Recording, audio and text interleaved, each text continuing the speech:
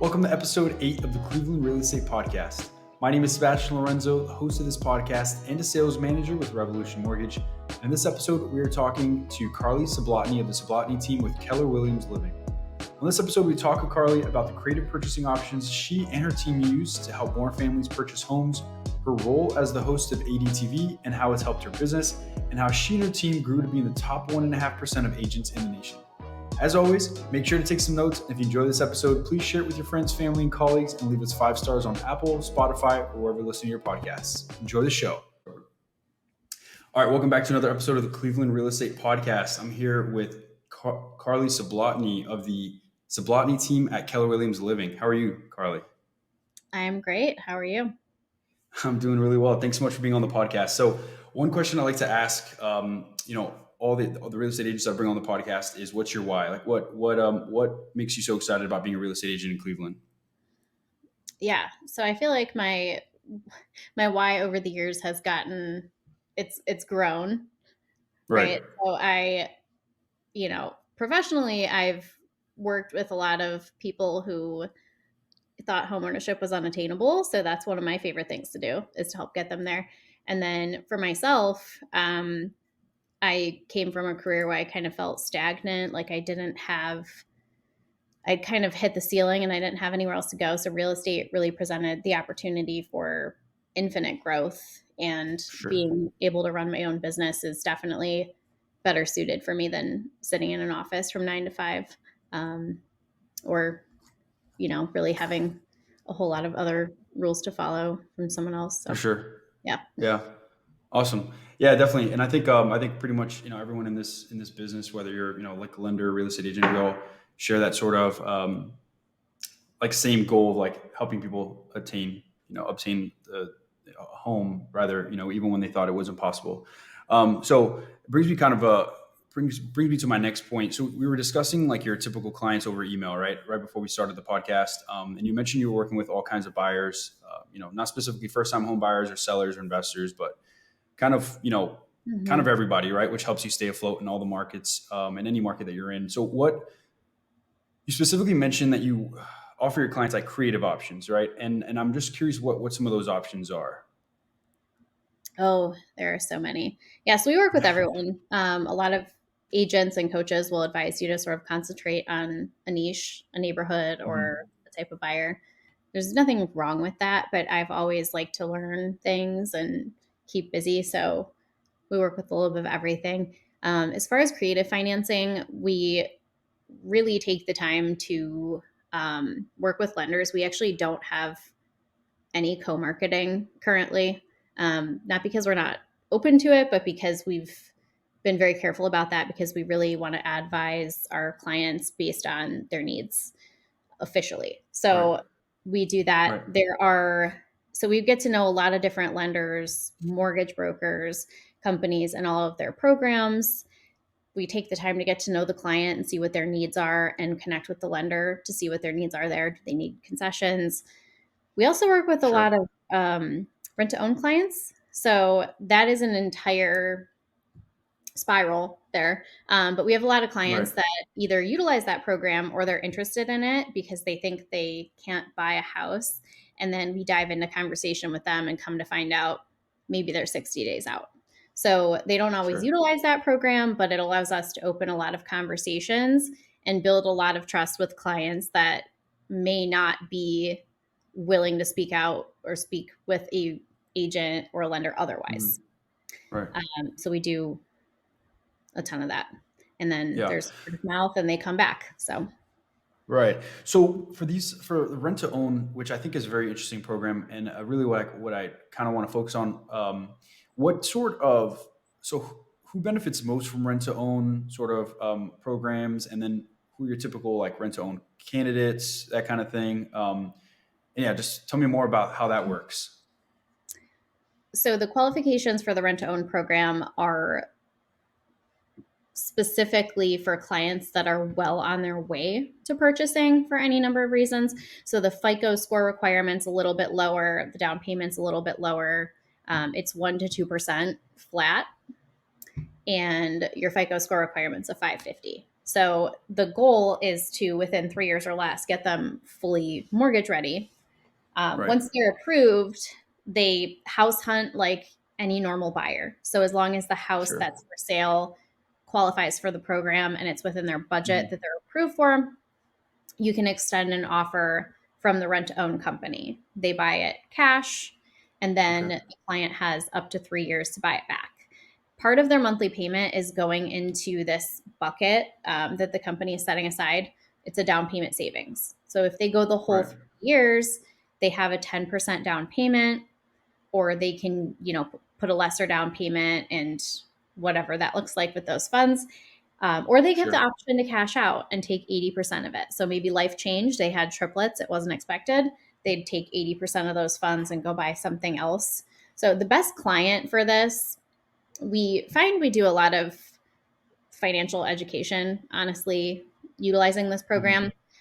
It might be for those who are not great at saving on their own, or maybe they are in the process of a divorce. That comes up a lot Right. because the house is not in their name, and Ohio is a spousal state. Self Mhm. employed individuals, contractors, things like that, that are maybe they need some time to get their tax returns together. Someone who is very used to renting and they want to buy, but they kind of want to dip their toes in slowly.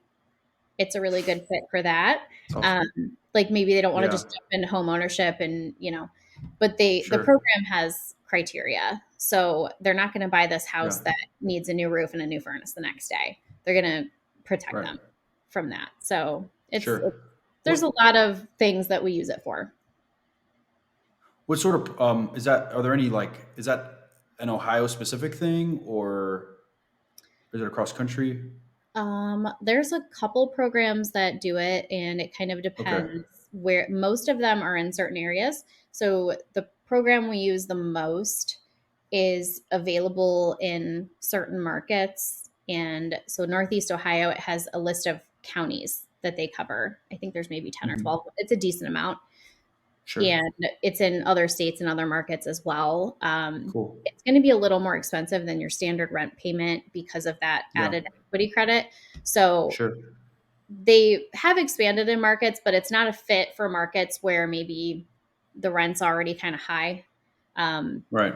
or maybe the home values aren't appreciating as much as they need them to. So they're not everywhere, but they're a lot of places. Cool. Okay, that's interesting. Um, yeah, I saw. I mean, I've come across like the Divvy Homes, which I know that does something like that in other states. But Yeah, it's yeah, Divvy. and sorry. It is Divvy. Oh, it is Divvy. Oh, okay, Yeah, cool. Yeah, that's I because it sounded familiar. I started working with them like right after, Yeah. very soon, as soon as they entered the Cleveland market. So they've become this Okay. large, almost corporation at this point. Yeah. So when I started with them, I was texting the company owner to sign offers. That's how Really. small. Wow. Yeah. Yeah.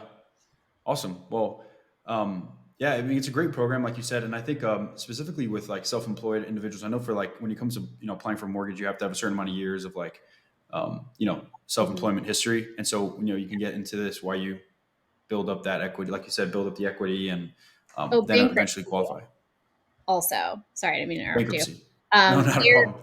because you have up to 3 years. Mhm. Different bankruptcy chapters have different amounts of times where you can qualify for a mortgage, so you can start that process a little bit earlier That's if you awesome. have filed for bankruptcy and been discharged. Sure. Yeah, that's a great. I mean, it's a great program. I think a lot more people like should know about it. And I don't think there's enough. I feel like I don't see enough about it, which is why I wanted to talk to you about it when I saw that it was something that you were you were working with often. So I guess on another side, I wanted to kind of segue in a different direction, right? I saw we didn't really talk too much about this, but I saw a little bit about this that you're into or doing called ADTV, and very interested in how you became the host of it and what it is. So I'd love to hear more about that. Yeah. So ADTV, they're in a bunch of different markets. It's actually an Emmy nominated show. Um, Awesome. it is a real estate and lifestyle show, so it's not like a reality show or anything like that. So they're in a bunch of different markets throughout the U.S. and they are they have a lender version as well called Financing the American Dream. sorry, let me close that. Not a problem. It's called Financing the American Dream. And then I'm on the American Dream Selling Ohio. So it airs in our market. They're also, sometimes they pick your segment and put it, I think I'm in Dayton, or I was this past weekend. So Cool. it's a fun show. They have local agents, local expert, local lenders, um, showcasing just the real Cleveland, right? So we have a little bit of freedom to plan our segments. So I actually did one with our Women's Council installation in November. I'm the president of our Women's Council chapter here in Northeast Ohio. They're largest in the country. But Awesome. with ADTV, someone who's already on the show, when they were moving into the Cleveland market, they approached and said, "Who do you recommend?" So I was on that list, but they also ran numbers of top agents in the area. So we had 3 different meetings to pick from, and there was probably 30 people in each meeting. And from there, they narrowed it down somehow to a couple less people in a Zoom meeting. There was maybe, I don't know, 20 or so people in that Zoom meeting. And then they picked, I Sure. think, 8 or so of us to actually host it. So I don't know how they picked me. Yeah. Anyone sits there and thinks like, oh, I've got what it takes to be on TV. But Right. it's a lot of fun, and it's a really cool thing to share with my clients, especially if Yeah. they have a cool house and I can say, hey, I can actually feature this on TV. How do you feel about that? Sure. And it's fun too, because we get, I know people that have been on House Hunters and you don't really get the content. So they make us Yeah. we get a promo reel, we get the video, we get the whole segment. And then we can also use it, say we featured a business, they can also use that content. So it's kind of a win-win either way. Yeah. For sure. Yeah, Yeah. for sure. That's awesome. Has it so do you think do you think it's helped in your, I guess, your career at all? Like rather with getting new clients or anything like that? So I hope so. I feel like if anything, it builds a little bit of rapport with a new client. Absolutely. For Saying sure. it's kind of a weird conversation to throw in. It's nice I can put in my email signature to say like, oh, by the way, I'm on TV. Um, Yeah. when I was initially accepted and I was allowed to market it and everything was agreed upon, I sent out an email to our database, and I was referred a potential listing that's probably be the largest listing I've ever taken if I get it. They were, months out from talking, but Yeah. it allowed for a really nice conversation, and it would work out both ways because it's a really special house to them. So being able to just commemorate it that way Sure. Yeah. would Put it on be TV. really nice. Yeah. I think at a listing appointment, if the house is a good fit, I think it would definitely, for the right seller, not everyone's going to want their house on TV. But Sure. I think Sure. it could help. Yeah. And it's been interesting for recruiting team members as well. I would never try to recruit someone just because maybe they could be on TV, but as the whole list of fun, cool things our team offers, hey, we're also on TV. So Yeah. it's, Yeah. I don't know that That's I have awesome. any direct metrics from it yet, but Sure. Sure. I hope so. How long have you been doing it?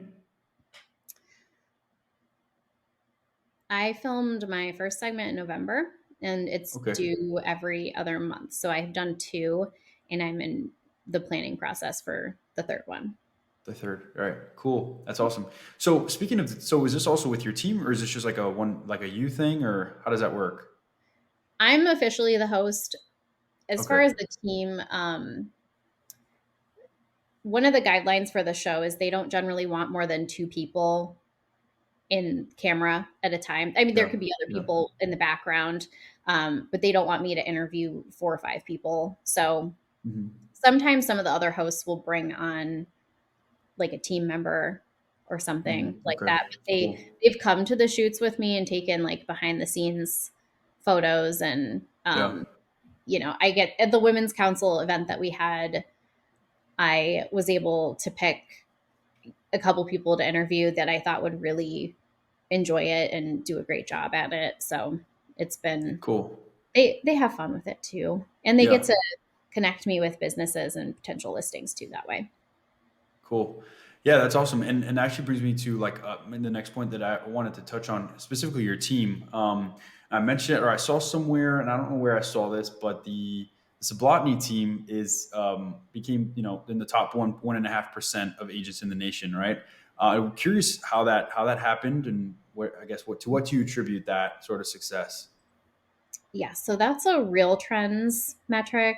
Tom Hmm. Ferry does that calculation somehow. I don't know how they do it because Awesome. I don't know if it's unit based or what, because 20 million here is not going to be the same as 20 million in Beverly Hills. That's like one house. Sure.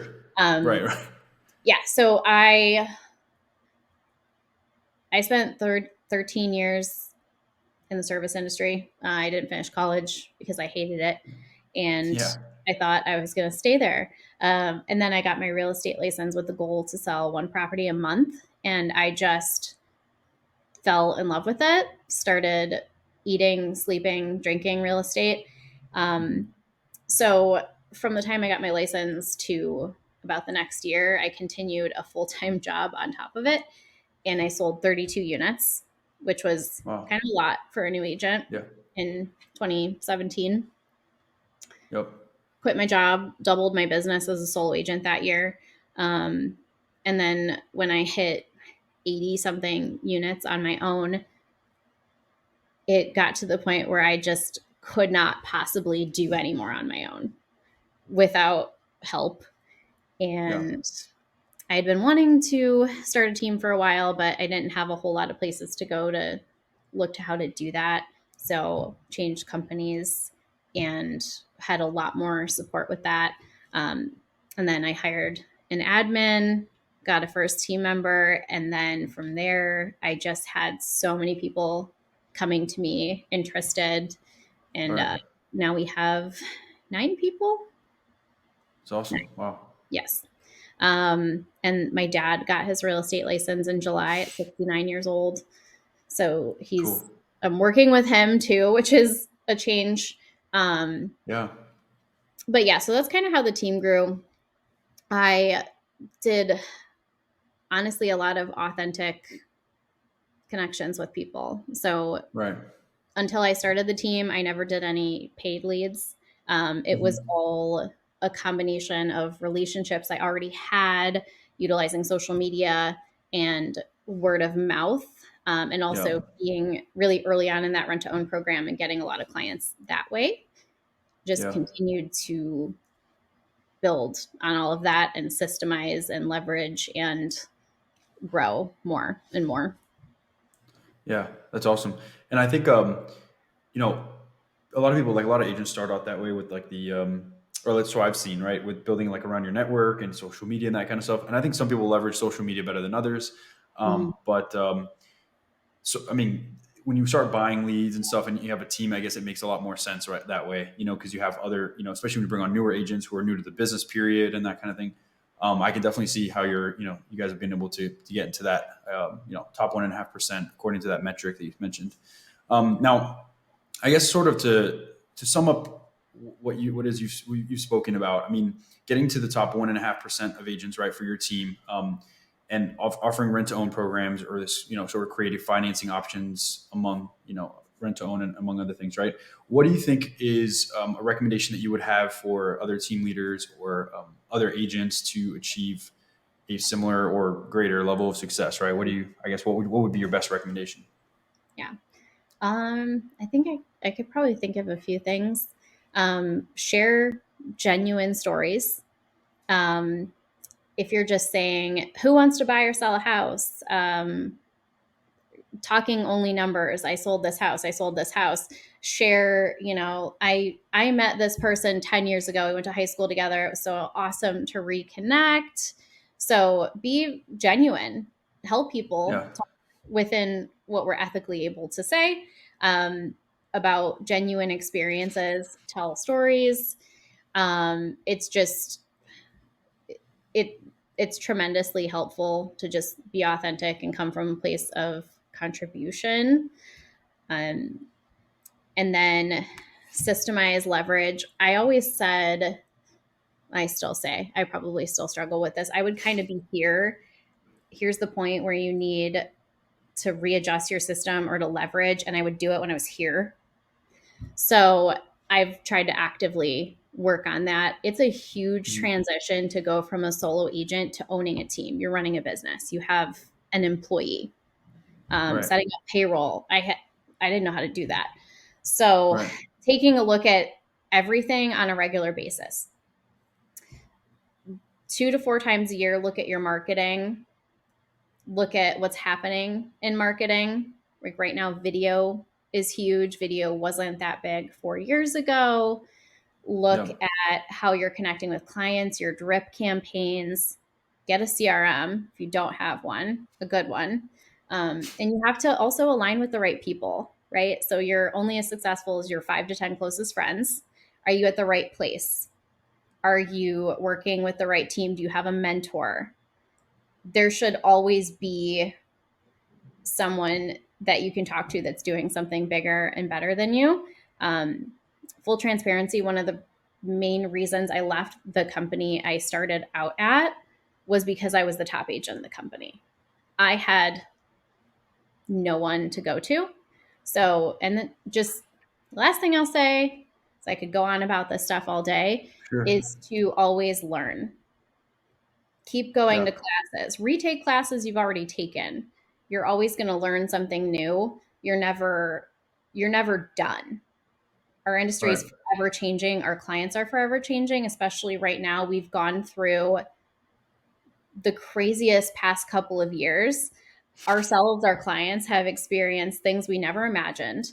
They're under tremendous stress with market conditions, whatever's going on in their life. Maybe they've lost someone, maybe they've been divorced. And then we throw on this really difficult to cope with real estate market. And it feels like we're underappreciated sometimes when the reality is they rely on us more than ever. With everything going on that has happened. Yeah, 100%. Yeah, that's great. Great point. I really like what you said about like sharing stories. I've literally always said this. I feel like you first have to create value for people before you ask for something. You can't like you offer something for free and then they'll see your value and then you can ask, right? Or they'll just come to you. And so I don't agree with the whole like, hey, text me to buy or sell, because just like you're saying that, 1,000 other agents are saying the same thing. So I love that. Yeah. And so I guess to sum everything up, I mean, you've offered some really good advice here. What is, I guess if someone wanted to join your team, wanted to work with you, that kind of thing, what are some of the best ways to connect with you? Yeah. So one of our longest team members DM'd me on Instagram. That made me feel very old. The fact that, and it's worked out great. So we're on every social media platform. Well, not Twitter. I'm not really great at Twitter and I don't love it. But yeah, we're Instagram, TikTok, Facebook, personal Facebook page, business, call, text, email. Cool. We get a lot of clients that fill out the form on our website. That's fine too. Yeah. Awesome. Cool. Yeah. And I'll throw all that information in the summary part of the podcast episode. But yeah, thanks so much, Carly. I really appreciate you being on the podcast. I mean, you shared some really good stuff and I think a lot of people are going to get some value from this. So, I'm looking forward to staying in touch with you and seeing where your team goes, maybe top 1%, top 0.5% in the future. So yeah, I appreciate your time. Thanks so much. Hey, thank you.